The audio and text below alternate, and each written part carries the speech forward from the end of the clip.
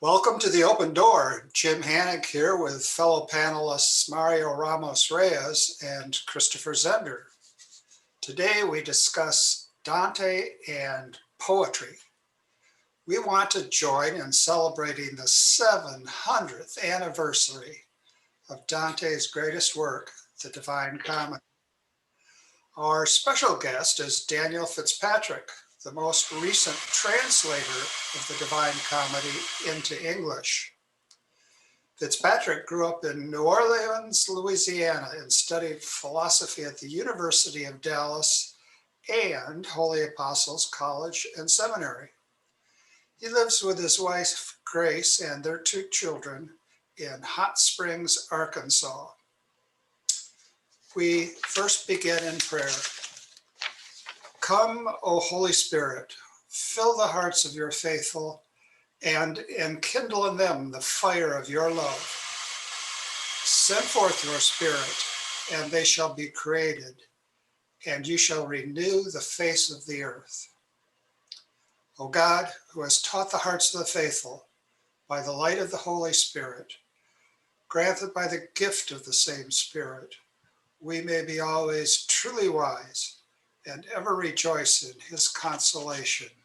Through Christ our Lord. Amen. Well, let's begin with your first real meeting with Dante. Danny, what was it? How did it happen? What was your response? Sure. Yeah, thank you all so much for having me on the program today.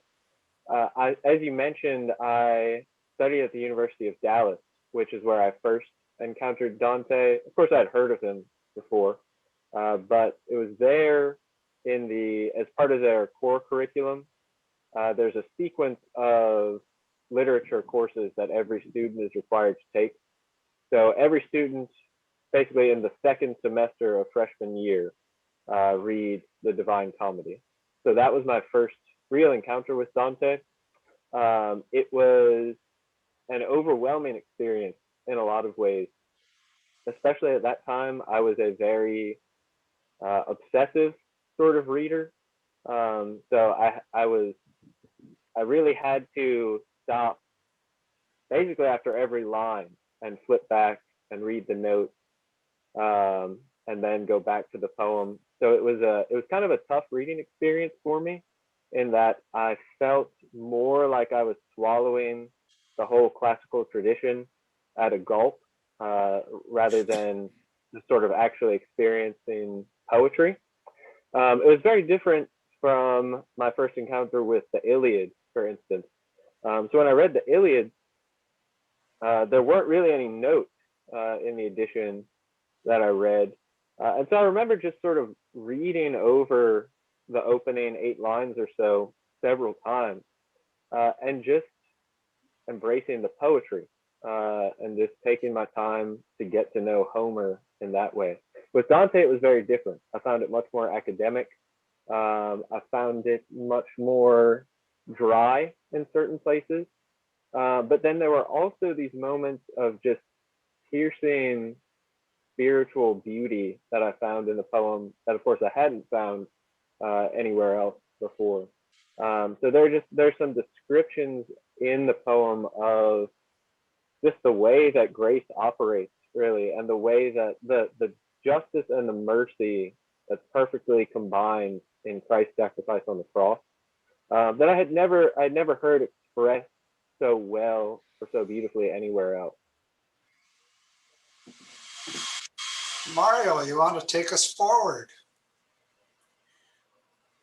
Well, my question is, what would you say to a young student today that he may or she may really get inspired or encounter the mystery of reality reading Dante, when there are too many people around who may say, well, it's a waste of time? Sure, that's a great question. And I think the first thing I would say is just to spend time with the poem itself. to focus on the actual text and to try to allow the text to breathe and to speak to the individual mind, and to try to experience Dante maybe in a collaborative setting. So something that really helped to sort of engender the love for Dante that I have now is I had some really great teachers, as well as some really great fellow students who were reading the poem with me. But in particular, my professor was Dr. Teresa Kenny at University of Dallas, and she had been taught by Dr. Robert Hollander at Princeton, who of course is, has one of the great translations with his wife, Jean Hollander, of the poem, and is also he's just someone who has spent his life basically immersed in Dante. And I can't remember if it was every year or every other year, but Dr. Hollander would visit University of Dallas in the springtime. And so I had that experience of not only having Dr. Kenny, who's an incredible Dante scholar, but also having Dr. Hollander come visit. He came and spent time in our class. He was extremely generous with his time, just in allowing students to come sit with him one-on-one. Freshmen, undergraduates to come just pick his brain about Dante, giving lectures, of course, in the evenings, all these sorts of things. And so what really helped me to get into Dante was that experience of a communal effort to appreciate and celebrate the poem, and to see that there are people like Dr. Hollander who just spend decades on decades digging into the poem and finding in it not only boundless academic and scholastic riches, but also just endless spiritual insight and endless fodder for personal growth in holiness. So that's kind of what I would encourage, is just one, to read the poem in as relaxed a way as possible, without maybe trying to read every footnote and grasp every reference, but also trying to approach it in a spirit of community with other readers, and hopefully with teachers who can help to light the way. Before moving, you said a word I think it caught my attention. You said something along the line that you can grow in holiness. But my question is, what about if you teach that Dante or the Divine Comedy in a secular university? How then you go about an approach so that people can be embrace that poem? Oh my goodness, I'm glad that's not a present difficulty that I face, because I think that's a really great question, and I think a really profound difficulty that people must encounter in the university setting, because it's not. I don't think it's a poem where you can just sort of look at the classical elements of it and say, look at all the references to Virgil and Ovid and all these things. You can, but at every moment Dante is tying it in with faith, and I think the easiest way to do it might be to try to kind of take an Aristotelian backdoor into Thomistic philosophy and theology, just because the structure of the poem is so fundamentally indebted to Aristotle's ethics, that I think that might be the easiest way in a secular setting to try to encounter all of the riches of the poem, because Aristotle, is as much as people try to, I think, put him aside today as no longer really relevant. I think just the power of his common sense philosophy is such that it can't be ignored, and the way that he's able to look at the human person in relation to nature, in the way that our faculties relate to the world around us, remains compelling today. So I think that might be that might at least be a suggestion for a way to begin, is to try to take a common sense philosophy approach as a means then to turn into the Thomistic philosophy, which I was reading an essay by Joseph Pieper's, who mentioned that one of Thomas Aquinas's students was one of Dante's teachers. So I thought that was cool. I can't remember the name of that student and teacher there, but I thought that was really exciting. And Christopher. Yeah, I was talking about relating Dante to modern readers. I think one of the things which is striking about the poem, and I've read it several times, unfortunately not in Italian, but what is striking about the poem is how it presents religion. And I think it presents religion in a way which is foreign to how people nowadays often think about religion. We tend in our time to think about religion as something, a personal thing. It's a movement of our passions or emotions. But Dante, see if you think this is correct, he presents religion as something very objective and actually as an object of what he would call science, right? Scientia, or St. Thomas would call science. And so do you think that do you ever find that with students, that's something which is something they have to overcome, or something which is a revelation to them, that religion for Dante and deep in the Middle Ages, religion is something about the objective world. It's not primarily about my heart. It's about the world in which I live. Yeah, I think that's a great way of looking at the poem, because that's really again kind of looking at that Aristotelian structure of the poem. That's kind of the way that Dante lays the whole thing out, is look, of course the heart is moved by different things, our passions move us, all of this, but that has very real consequences as far as the actual structure of the universe, and my ultimate place within that structure is dependent on my relation to it. And so I think, yeah, that's one of the things that can be off-putting about Dante for people today, of course, is that for all of Dante's emotion, and I think he is very emotional throughout the poem, that emotion is kind of laid over this very strict structure that's organized not by my own sort of attempt to fashion myself, to forge some kind of relationship between myself and some divinity that's out there, but by a structure that's organized basically by everything being in a generic relationship to the three in one, to everything that's organized according to relationship to the Trinity.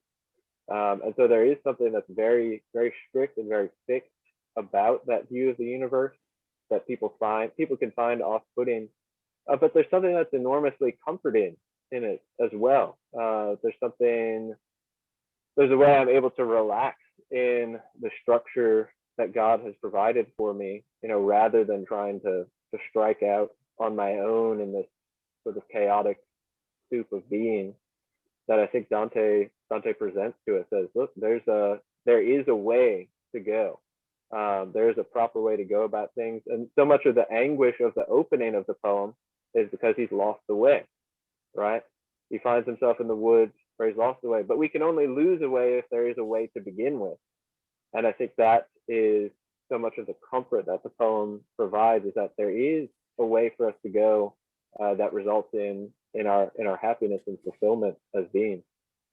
Yeah, and two, I mean, what's interesting, it's not just a way which is revealed, right? It's a way which reason can see it, because it's Virgil who leads him most of the way up to purgatory, and Virgil is not divine revelation, right? I think that's yes, it's very significant in the poem. How Danny, did you come to translate the work? Yes, so I started it because I read an essay by Ezra Pound, who recommends, among other things, if you want to be a good poet, that you should at some point translate the works of a great poet. And basically, his reasoning is that in painting, I guess in sculpture, one of the ways, of course, that you become a master is by copying the masters. And of course, there's value in, copying out a Shakespearean sonnet or something like that, and just, just writing it down. I think it was Hunter S. Thompson, maybe, who just wrote out The Great Gatsby, just to feel what it felt like physically to write a great book. But there's something, it takes it to a different level to translate a master from his tongue into your own. So that's why I started it, was just to try to get better as a poet. So that was back in 2017. And it kind of coincided with when I started my graduate work at Holy Apostles. I took a course with Dr. Michela Ferri on Dante. So kind of in the context of that course, I came back to the poem and decided, well, let me try translating a little bit. So it went very, very slowly at first, and of course I never had any intention of having it published or even trying to have it published. But then things just kind of worked along providentially, which is the only reason that I have any kind of confidence in the project at all, is that it surely would not have happened without the agency of Providence. Yeah, and then how did this guy named Sebastian Mahfoud get involved with it? I mean, we had run-ins with him on this program. Yeah, he is everywhere. Dr. Mahfoud. Is it true that he only sleeps 4 hours a day? Ubiquitous. Yeah. Oh, That's what I've heard. Oh. So he of course has runs En route Books and Media, which I found out about just from Holy Apostles. So around that time, 2017 as well, I had written a novel, Only the Lover Sings, which is a fictionalized version of my family's experience after Hurricane Katrina. When our house flooded, we had to leave, and it kind of takes that outward external tragedy, and against that backdrop looks at the relationship of two friends who, as a result of the tragedy, are moved toward and away from faith. So one of them embraces his faith, the other turns to atheism, and so it kind of explores their relationship, and just kind of the way that people respond to tragedy. At any rate, I had this novel. I knew that Dr. Mahfoud had this publishing house, so I sent over the novel to him, and I was very blessed to have it ultimately published by En route. And then shortly thereafter, I sent Dr. Mahfoud just the first few Conti of the translation, just because obviously he's done quite a lot of work on Dante. So I figured I'd just share it with him, just see what he thought. And so around that time, he got in touch with Tim Schmalz, who talked about his own Dante project. And that is kind of when everything came together as far as trying to actually put a new translation out there with Tim's illustrations. So it's been a very humbling and very providential experience. Now, you mentioned Professor Hollander, correct? Mm-hmm. Was his translation your favorite one going into your own project? Yeah, I like his quite a lot. And I think something that's so good about his translation is that it combines his, of course, very, very extensive Dante scholarship with his wife poetic talent. And so that's what really draws me to their translation, is that it has a very nice poetic touch to it. It doesn't feel sort of plodding to me, like some other translations do at times.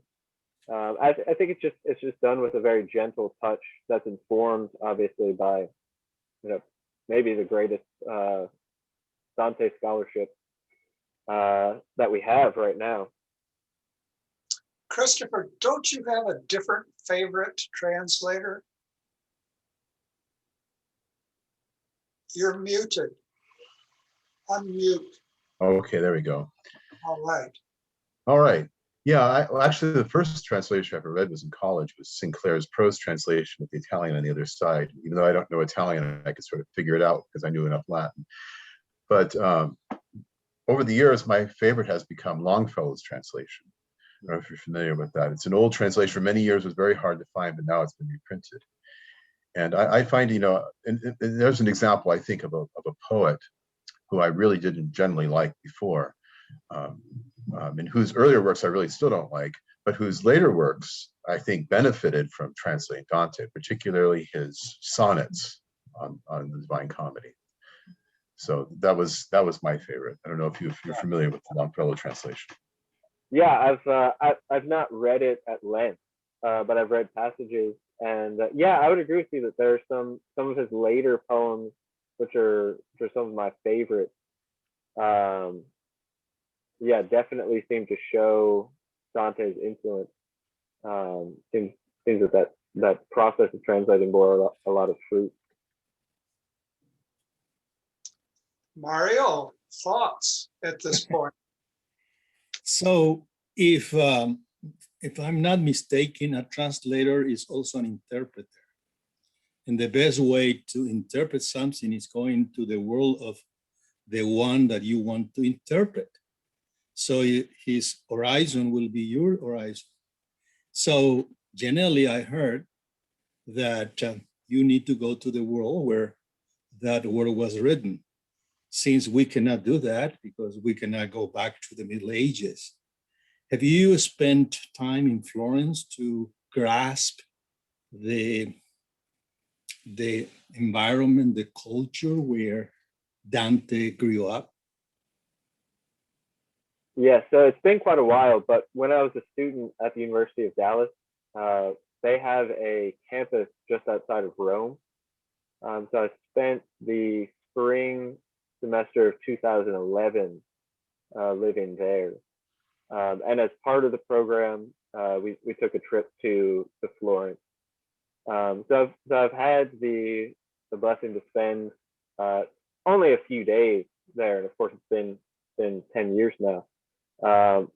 But yeah, that was, of course, constantly sort of in my mind, going through the translation, just kind of thinking back to that experience of Italy. And of course, I think Italy as a whole is constantly running through the poem. And part of what makes it so glorious is that Dante just sort of revels in all of these descriptions of nature. Like all these similes about bees and ants and wildfires and rivers, and it's just, we're constantly immersed in the Italian landscape in the poem. Yeah, so that was always on my mind. I think too that it helps a lot just to spend time with Aristotle and St. Thomas, and also as a high school student, I read quite a bit of the Aeneid in my Latin classes. So I think just having those kind of looking at his philosophical and poetic influences is at least one of the ways that for me has been most fruitful in terms of trying to get into his mind as much as I can. Do you think that we in the 21st century, this postmodern or late modern world, have lost a lot from the world of Dante? I think we have, and I think what has occurred to me over the course of the translation process, what seems to me that we've lost the most is a view of nature as something that really has a kind of binding effect on the way that beings interact in the world. So in 1946, Sartre had a lecture, Existentialism is a Humanism, wherein he made the claim that there is no human nature because there's no God to create it, which seems to me exactly, just to sum up everything that is counter to Dante, because everything in Dante is about the idea that things, including humans, have natures, and that those natures direct them to particular ends. And it's that by living out of that nature that we come to be what we're meant to be. And so I think, to me, that has just kind of resonated again and again as what we've lost most. Is that today we have very little sense that, I mean, really, that anything has a nature, but especially it's really hammered into us. And I think we can see it in, very clearly in the politics of today, that there is no nature anymore. And your nature is up to you to determine completely. And Dante, of course, is, completely counter to that. Yeah, of course, we have free will.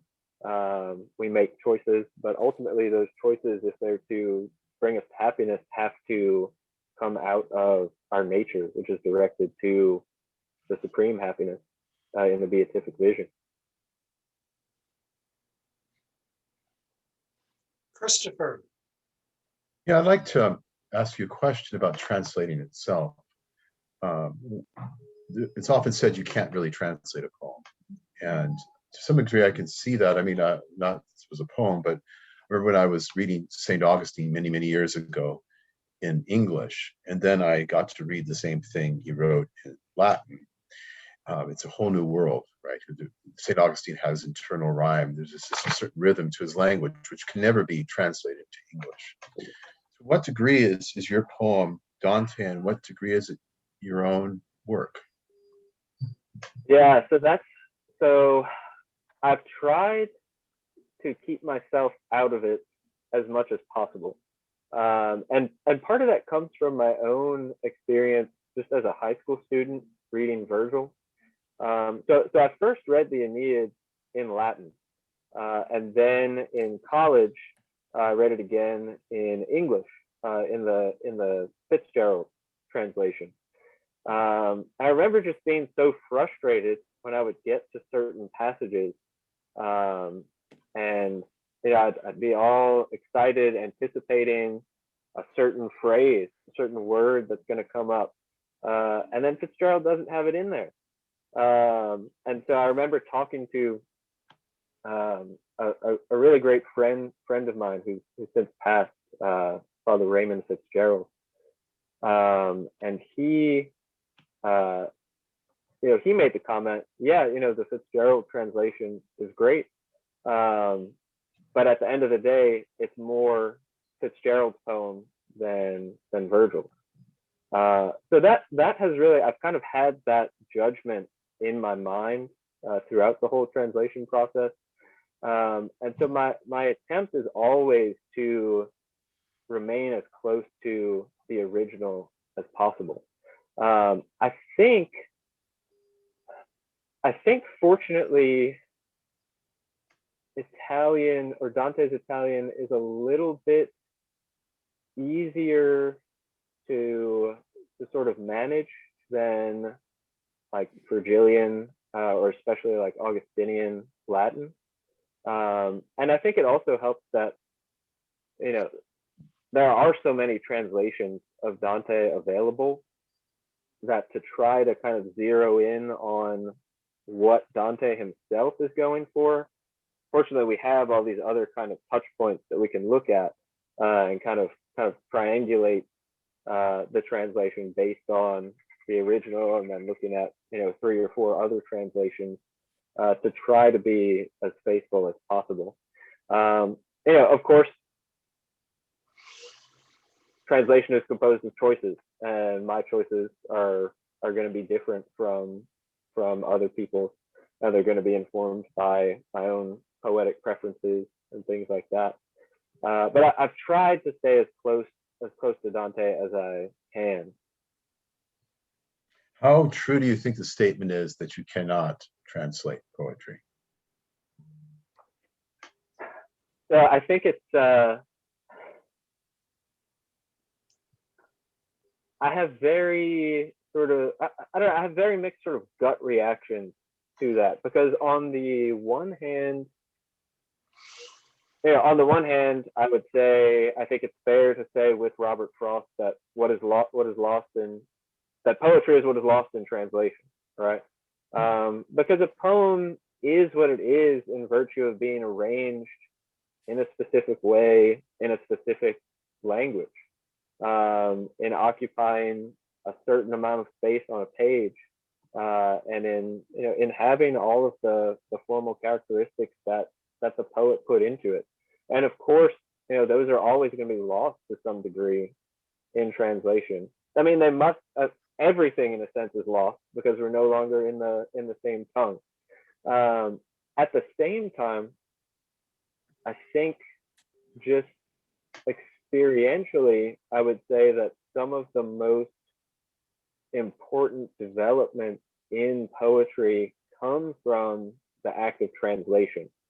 So like there's been a lot of influence in American poetry in the last 50 years or so from translation of Eastern European poets. And so I think it's, you don't get, of course, the poem when you engage in translation. But I think poetry still comes across. And I think poetry, when it's well expressed in any language, if it's brought over into another language with any sort of skillful hand, will retain a lot of its vitality. Do you have a sense, Danny, of how far Dante's Italian is from contemporary Italian? So I have a sense of it. I don't know that my sense corresponds to anything that real scholars could say on the matter. But just from having studied Latin and modern Italian, reading Dante feels to me much more like reading modern Italian than reading Latin, for instance. So I think for the most part, it's not too terribly far from what we have today in Italian. Of course, you come across words that, if you look in a modern Italian dictionary, will not be there. But it's much closer, I think at least, than say, even Middle English to modern English. Interesting. Now, what I want to ask next is related to what we've just been speaking of, but it goes out. When Dante wrote, as I understand it, he wrote for a broad popular audience. Given that, probably a great percentage of the people were not literate. Nonetheless, he did write for a broad popular audience. And certainly when we read about Shakespeare's plays, they were written for people who were in the peanut gallery, so to speak. But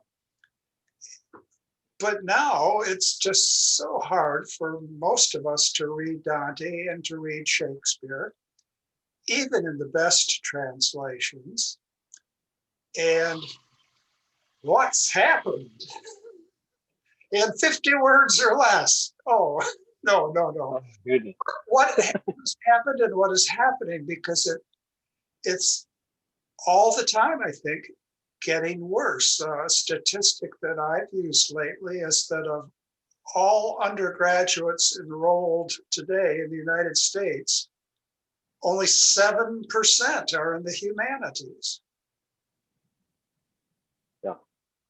Yeah, it's amazing just reading little snippets about the popular influence of Dante in Italy. I was reading an article just the other day about this fellow. I think his name is Dario Cecchini, who lives in Florence, and he's a butcher, I think, but he, I guess, knows pretty much all of the Divine Comedy by heart. And so his life is just composed of like references to Dante, which I think is amazing. And just, and he talks about how there's been that the whole time, how there would be, a lot of illiterate people who nonetheless had most, if not all, of the comedy committed to heart. And then, of course, you mentioned Shakespeare and the fact that these plays were performed for all sorts of people, and I have wondered to some degree about just the nature of a play in its relation to an audience, as opposed to the play as a document on the page. I'd be really curious just to know, like, if the folks in the peanut gallery in Shakespeare's day had the text before them, assuming they could read, how they would have reacted to it. But I do think that overall, just one of the difficulties we face across all facets of experience today is that we have very little symbolic imagination anymore. I think it's one of the biggest problems that we see just in things like mass attendance. One of the things that's so hard for people to get excited about with the mass is that we no longer see symbols very much when they're presented to us. We no longer have much grasp for what's figurative, for what can transport us beyond just the physical experience that unfolds around me. And even that is very often missed, I think, just because we have, I think largely due to technology today, it's harder to pay attention to anything around me when I've got the whole world in my pocket. And so I think there's that element to it. I think that is I think that's kind of at the heart of it, right? Is that something that makes Dante and Shakespeare so relatable is that they talk about real things. Dante, of course, has so much philosophy in there, but he gets to the philosophy by looking a lot of times at ants or bumblebees or fires or trees, things that we tend to not really look at anymore. And so it's harder for those sorts of elements of poetry, I think, to take root in the imagination in the way that they historically would have for people who were used to looking at the things that Dante was looking at, the things that Shakespeare was looking at, that I think we as a society tend not to really look at anymore, whether from lack of opportunity or lack of attention. Sad stuff. Mario. Well, what you are referring remind me of a very good theologian in Latin America who at one point was, I think, the teacher of Pope Bergoglio, Lucio Gera.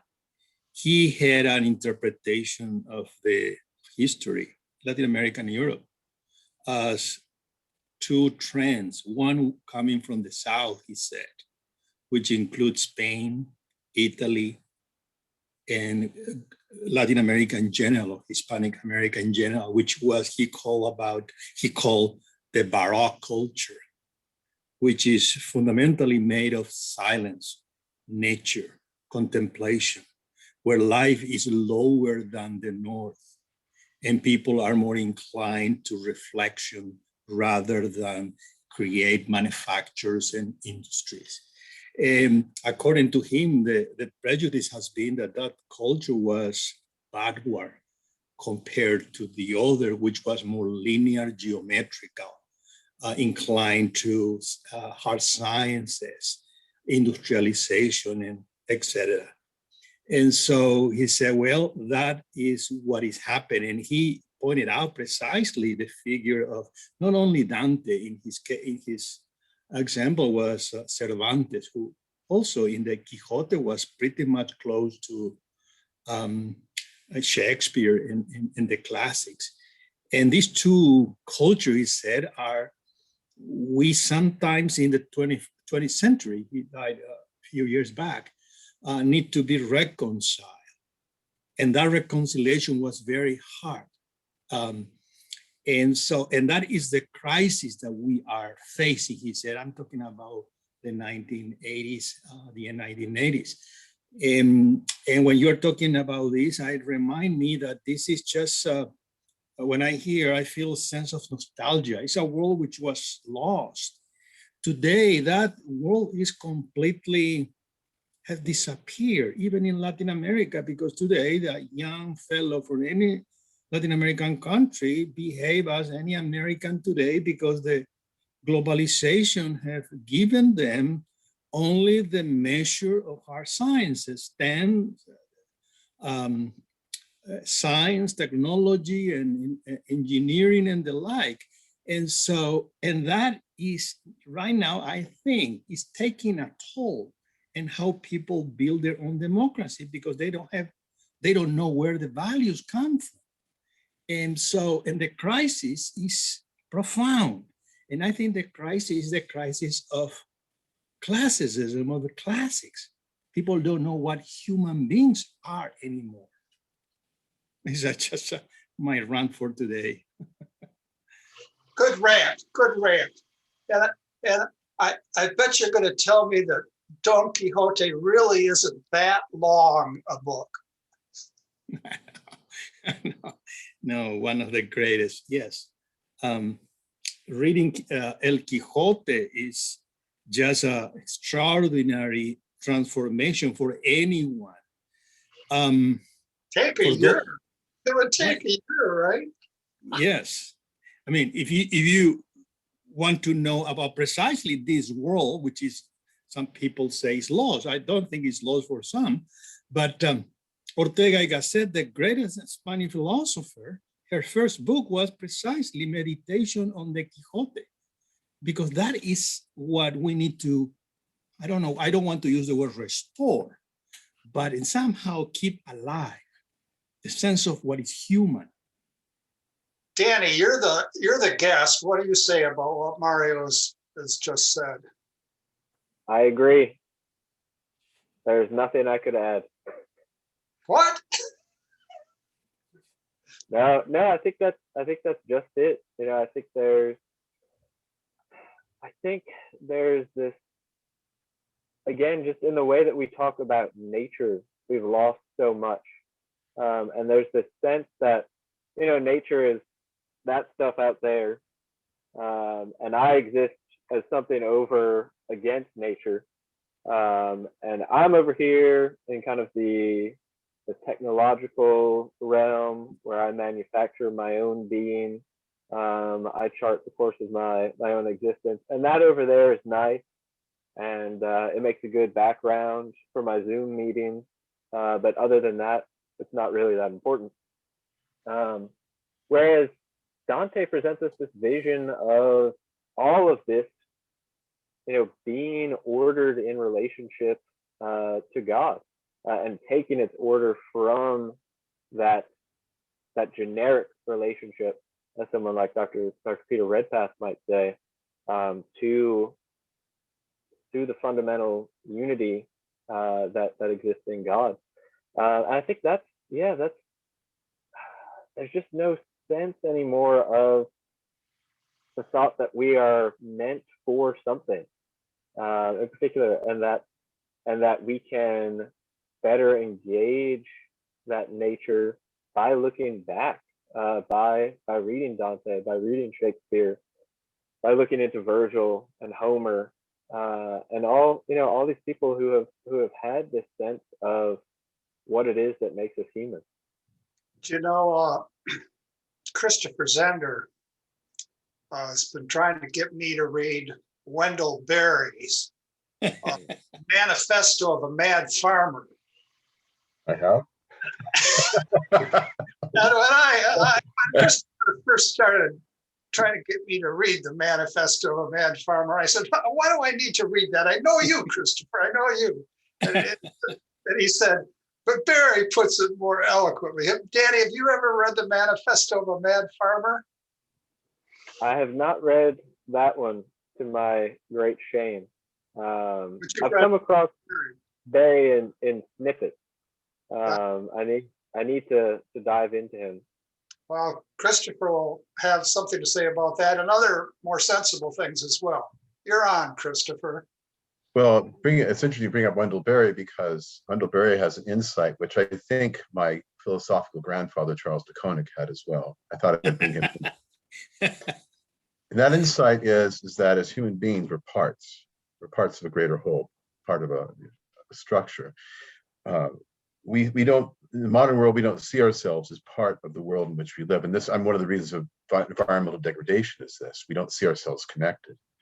We see ourselves, and it's really kind of I think a Manichaean dualistic mindset, where we see ourselves as somehow abstracted from the world of flesh. We live in the flesh, we care about our bodies, right? People exercise, they care about their health, but we only look at them as just instruments of pleasure. But to really see ourselves as part and parcel of this whole thing is, I think, it probably rooted in part in bad, obviously rooted in bad philosophy, but it's also rooted in how we make our livings. We're not farmers anymore, for instance. We don't actually work with the soil. When you actually, I've had a lot of gardens, I've raised animals and things. That's what you see that you are utterly dependent upon forces outside yourself, and that you're actually connected to those things. So unless we actually get back that insight that we are part of the universe, the preeminent parts of the universe, the parts for which the universe exists, but nevertheless are not disconnected. As we resist this Manichaean tendency, which was a tendency, as you know, in the Middle Ages. It was something that was one of the chief heresies that the Middle Ages had to fight with the Albigensians and the like. If we don't get to back to that sense, there really can be no poetry, I think. Are there contemporary poets who are inspired by their Jewish faith or their Christian faith? I'm sure there are. I don't know. I was trying to think of some names earlier. I'm not really sure. I know that there are a lot of poets who are engaging with the tradition in very interesting, I think very, very well informed ways. There's a poet, Gregory Pardlow, for instance, whose book Digest won the Pulitzer Prize, I think in 2016. But that book is basically, in a lot of ways, it's many things, but part of what makes it a very good book is that it's a series of reflections on the history of poetry and philosophy. So in the book, he's engaging with St. Thomas, St. Augustine, Kierkegaard, Epictetus. All these, he really addresses a very, very broad range of the tradition. So there's a lot of very excellent poetry that's being written and that's engaging with the tradition.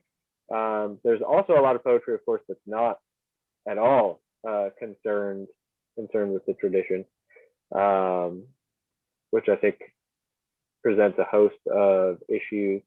I don't know, though, who the poets are. I mean, I know some personally, but I don't know who the major players would be today, as far as poets whose poetry really comes out of Christian or Jewish faith. One example that comes to my mind, although she has now been dead for some years, is Denise Levertov, who has a fusion of Judaism and Christianity, and thereby can't escape the deepest traditions that we know of, and yet was strongly engaged with social questions at the same time. I think she'd be worth looking at. Yeah, and there are quite a few poets from the last 100 years that I think have been very much engaged. Robert Lowell, for instance, was actually, I think, eventually converted to Catholicism. Yes. His poetry was very much influenced by his faith. Richard Wilbur is a great poet who died just a couple of years ago, and was not, I think his poetry for the most part was not explicitly religious, but it had tremendous religious sensibility to it, and a kind of fundamental optimism, which is kind of in the spirit of Dante. Mario, comments? Well, what you are saying precisely about the sensibility of what may be called the religious sense of reality, that we are here and that reality was given to us. I still have the very vivid memory of Dr. Quinn at the University of Kansas. And this very well known, I think, for some people, what is really the question, the essay by John Senior. The question is not precisely being taught in a clerical or Catholic environment, rather than to provoke the wonderment of reality. That's what is lost. And so at the end, you may have some vocation, but that's just pure grace. But ultimately, what attract people is the beauty. And you can do that in a very secular environment. If that poetry, I remember Dr. Quinn say, what I see in the poetry is not if that is Catholic or Christian, I'm looking at if it is really beautiful. And I think it's key. Some people maybe not be good poet. That is why it's not attractive. But I think that's what my assumption, my view is we need to bring it back, the attraction of beauty. One name that just came to mind, and I can't believe I didn't think of him before, but Dana Gioia is a tremendous poet writing today whose work is very much informed by his faith. And writing for a broad audience. Yeah. And getting into a certain amount of trouble because of that. Yeah. Yeah. Blaming some of poetry's demise on the poets. Christopher, one last question. Well, what do we ask? What's your next project after Dante? Sure. Yeah, so I'm working on several things right now. So I have a draft of another novel that I'm editing and trying to get prepared for eventual hopeful publication. And then I've started drafting another novel. And then I'm trying to assemble a collection of lyric poems, which will hopefully find a publisher at some point.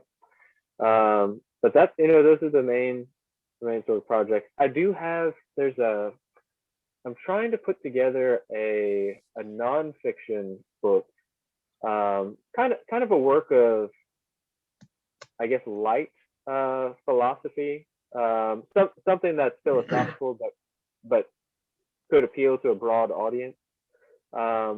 Basically about the question of the Sabbath. And so I want to explore why it is that the Sabbath has been so universally lost today as part of our culture, and to see in that kind of the maybe fundamental sin that we have as a society. And I'm kind of taking my cue from the Catholic novelist Evelyn Waugh, who said that that sloth is the besetting sin of the modern age. And so looking into that, I found that St. Thomas says that sloth is a sin opposed to the Sabbath. And so it occurred to me that there's probably you could probably write a book about the way that the two notions of our communal sort of acedia and the sort of complete dereliction of the Sabbath are connected, and how those things are really just reinforcing a lot of the problems that we have as a society today. We're recording on Wednesday of Holy Week, and so we have the Sabbath of all Sabbaths to look forward to coming so very soon. And we always end with the gospel for the day. And I'm going to read from Matthew. One of the 12, who was called Judas Iscariot, went to the chief priests and said, "What are you willing to give me if I hand him over to you?" They paid him 30 pieces of silver, and from that time on, he looked for an opportunity to hand him over. On the first day of the Feast of Unleavened Bread, the disciples approached Jesus and said, "Where do you want us to prepare for you to eat the Passover?" He said, "Go into the city to a certain man and tell him, the teacher says, 'My appointed time draws near. In your house, I shall celebrate the Passover with my disciples.'" The disciples then did as Jesus had ordered and prepared the Passover. When it was evening, he reclined at table with the 12, and while they were eating, he said, "Amen, I say to you, one of you will betray me." Deeply distressed at this, they began to say to him one after another, "Surely it is not I, Lord." He said in reply, "He who has dipped his hand into the dish with me is the one who will betray me. The Son of Man indeed goes as it is written of him, but woe to the man by whom the Son of Man is betrayed.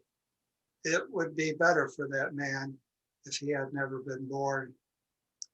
Then Judas, his betrayer, said in reply, "Surely it is not I, Rabbi." He answered, "You have said so." Come, Lord Jesus, come. Danny, thank you so much for joining us. It's been a real pleasure. Thank you very much. Thank you, yes. Yes, thank all of you for having me. It's been a delight. We'll get this podcast under the direction of a certain fellow who used to be a professional wrestler. We'll get this podcast put together in a day or two, and we'll send it on to you, and please use it as you see fit. Sounds great. Take care. Godspeed. You too.